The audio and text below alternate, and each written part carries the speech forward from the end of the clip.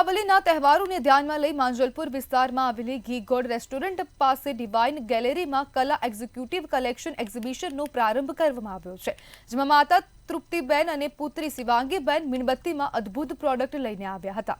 એવી મીણબત્તી કે જે પર્યાવરણને નુકસાન પહોંચાડતી નથી.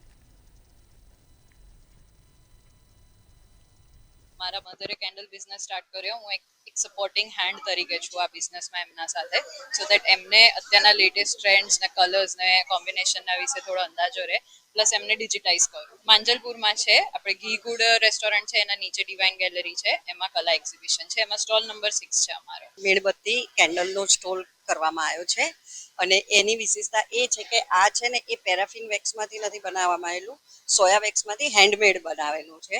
બધું હાથથી જ બનાવેલું છે અને એનું એ છે કે એનાથી જે બ્લેક સ્મોક કે બ્લેક ધુમાડો થતો હોય ને એ આ મીણબત્તીમાંથી ન નીકળે, એટલે આપણા એન્વાયરમેન્ટને એ બગાડે નહીં. એની આ વિશેષતા એ છે.